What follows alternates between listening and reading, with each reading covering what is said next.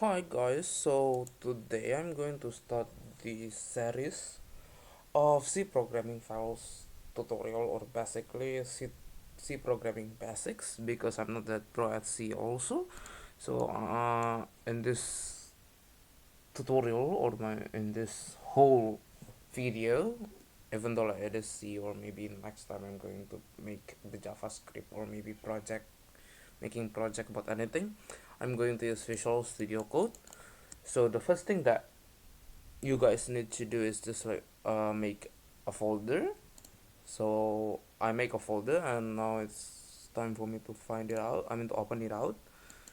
So this one is C series, yep, and this one, as you can see, that the C series folder is just like empty. So I need to make another one, and this one is C basics dot C. So because we are going to make the first episode is about the basics.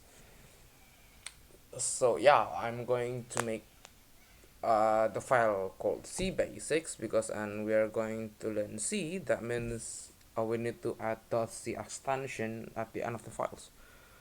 And also because I'm doing this stuff with Visual Studio Code, that means I need to install an internal compiler. I'm using MingW for this, and I'll put the link to download MingW on the description. And also, if you want to try it with your Android devices, I could put the link also for the online compiler, which you don't need to download MingW, and you could code there. So with C, what do we need to do is like technically the template. The first template is just like include stdio.h. This is the library. stdio.h is just the library, and also after that we need um, the function. Yeah, this is going to be like the basic template if you want to start coding with C, because in main is just the thing that executable function. So everything that you want to make in C, basically you use the in main. You put everything inside the in main, and yeah, you're good. But sometimes if you look at my GitHub, I usually use another function outside the in main, such as void, integer, struct, wait, struct, and what else? I guess this three is the most common way. But yeah, even though like I have all of them outside of the in main, I still need to call out the function inside the main. So you don't need to think about the other type of function, because some of them is also a variable type. But the thing is, you just need to focus on the in main first. And also the common thing in C also is the variable one. So the basic variable for C is int, which is integer that contain a number, a real number, not a float. And also double, I guess, if I'm not mistaken, double is for float. And also char, this is for a single character. What else? I guess that's all the basic variable, if I'm not mistaken. And also, if you want to make a string, because of the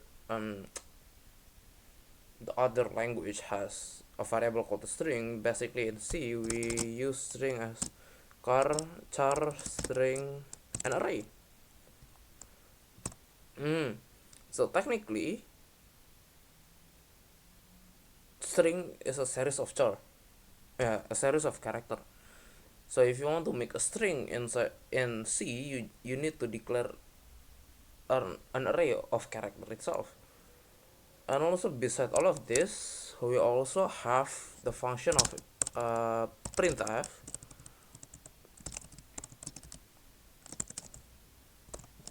So technically printf is just like a console log in JavaScript, or if you have learned C++, printf is just like a cout. So for the basic thing that everyone do for coding their own that no that not their own but their first code is just like printing hello world.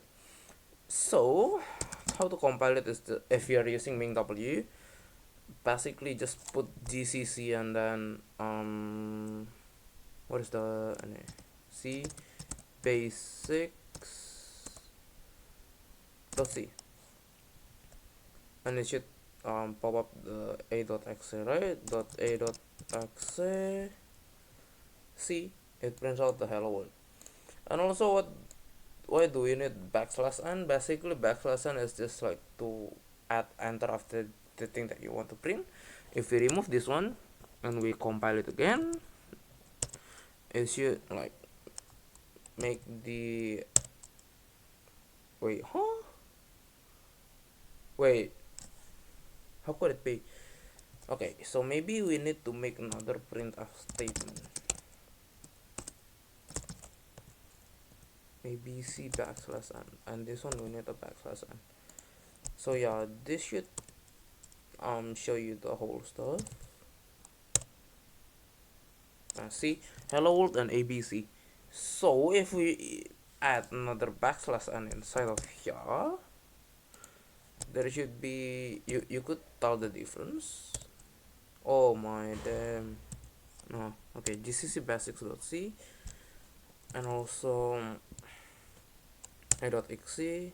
See, you could see the difference between this one, another one, which is this one. There's one enter here and there's no enter there. There's only one enter between the abc and that one. Meanwhile, this one is just like hello world, enter abc, enter, and another line of code that we another command prompt that we could use. So after this, technically there's another thing called scanf. What do we use scanf for? Technically for JavaScript, I don't really know what scanf is equivalent to, because I haven't learned JavaScript that deep. But for scanf, technically it's equivalent to cin in C++.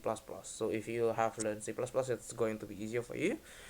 But yeah, I just comparing it with the other language, just in case that you have learned other languages.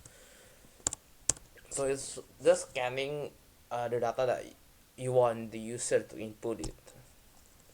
And also after that we have if condition.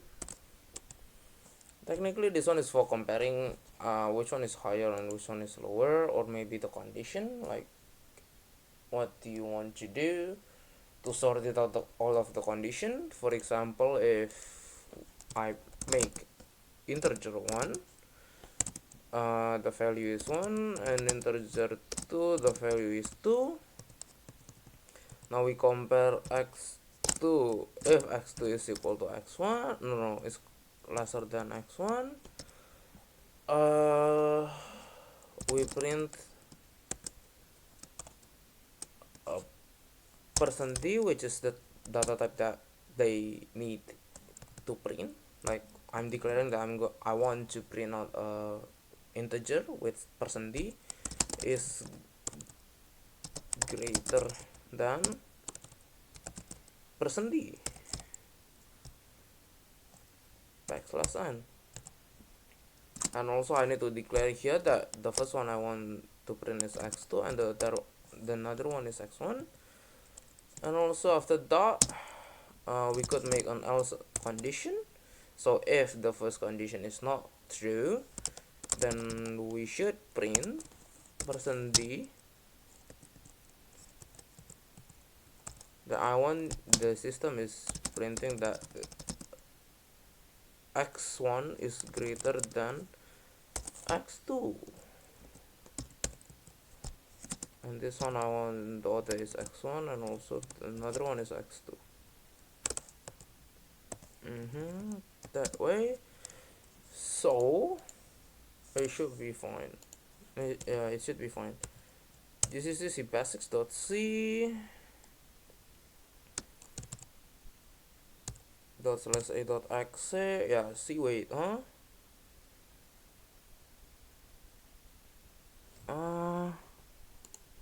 wait, I'm wrong, my bad. X2 is supposed to be greater than. I do have some typo with the coding the whole stuff. Yeah, see, 2 is greater than 1, and if I change this one as 2 and this one as 1, it should go to the second one. No, let's change it to 3 first. Yeah, so it is easier to distinguish between the other one and the else condition. See, 3 is greater than 1 and the other one is 2 is greater than 1.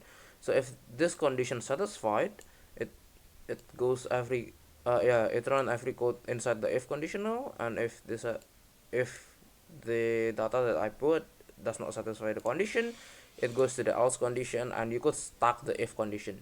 So if you want to, you could like else if and then else if, and then you make another if condition here.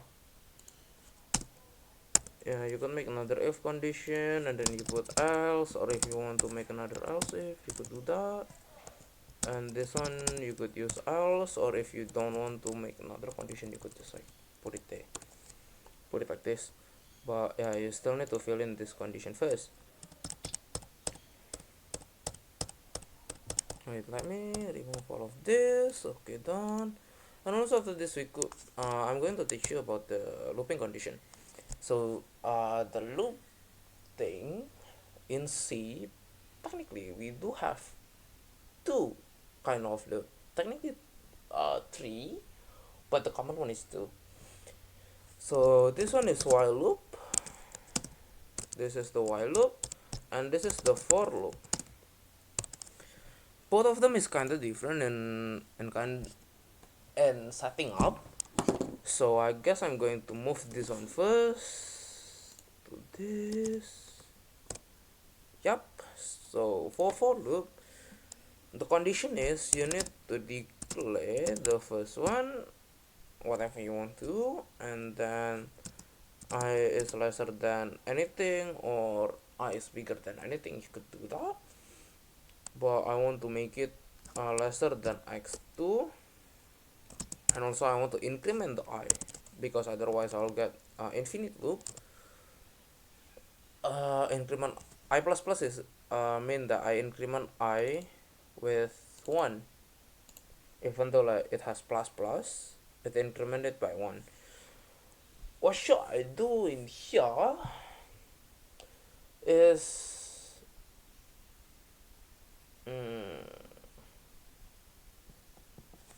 printf.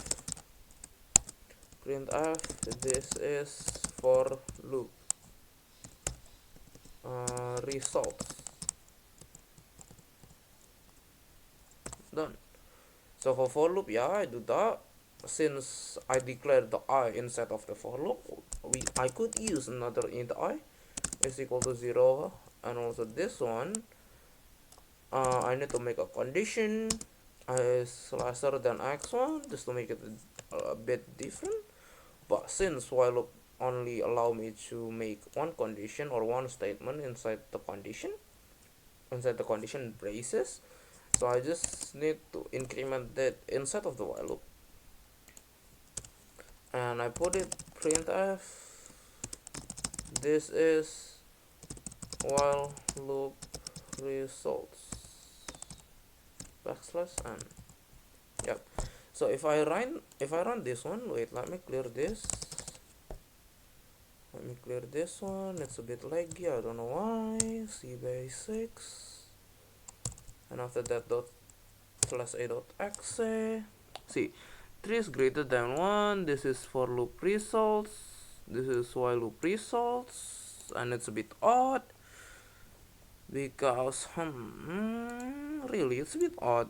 Why does while loop result has been printed like 3 times? It's supposed to be printed 2 times, no? It should be, but I don't know why. It is print. Oh no. It's because of the x1 is 3, and from 0 to 3, technically 0 from 2, because it is strictly lesser than. It goes 3 times because this is the first one is 0. This is first. This is second. And for this one, this is for loop result is because x2 is equal to 1, and yeah, this is the only 0 because 1 is not equal, it's not lesser, it's not strictly lesser than x2 technically. Yeah. And wait, let me check how long. Oh, it's only been 15 minutes. I could teach you another one then. And the other thing is, there's a library for string called string.h. This one is for string. Technically, what we can do with string.h is just like to do string compare or to find the string length. Oh, and also guys, if you want to I need to tell you something more. So this variable is the same as like what I did inside of the for loop condition. So this three variable is only available for main, for main function, like the integer that I have declared inside of the for loop variable. So that's why I could declare another integer I for the while loop variable.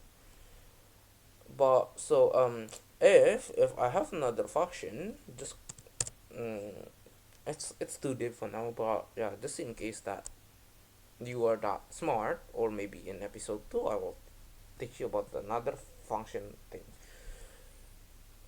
because yeah, we still have a lot of time. So for this one, just say is that you're going to make a void. So void task. If you want to make another stuff like this, you can't use x1 and x2, because if we have x1, so let's say we want to make the x1 here, x1 is greater than x2, we can't. Why? Because the function, the variable that I've declared is in main, and it's only available for main. It's not available for task. Meanwhile, yeah, it's just, if you look at this line 27 to 29, it's just extremely the same as this one. But yeah, I just swap the whole stuff. Like this one is x2 is greater than x1 is greater than x2. Meanwhile, this one is x2 is greater than x1. Well, this one does not have any issue, but in tests, yeah, it's an issue. That's why. So if you want to like know more about this, I could teach you like in the next episode. But to finish, I mean, to address this issue like earlier, we could make this one as a global variable. So we declare it outside of the int. Yeah, we declare it outside of the int main, and therefore, see, there's no more issue because uh, the test function could detect what is x1 and what is x2, because this one is not exclusively available only on main function. So test could also know what is x1 and what is x2. That's why we usually in a big project we usually make a constant as a global variable. I haven't seen like someone make a constant in this main function only, but it might be happening. I mean, like some people might use it, but yeah, we usually make it outside so other function know what that constant is, because constant we won't change any constant, while this variable we could change it anyway. Yeah, so I guess that's all for this episode. I know it's a bit short, and I know that maybe some of you guys want to like know more about this, but yeah, I could tell you more about this later on, maybe on the next episode.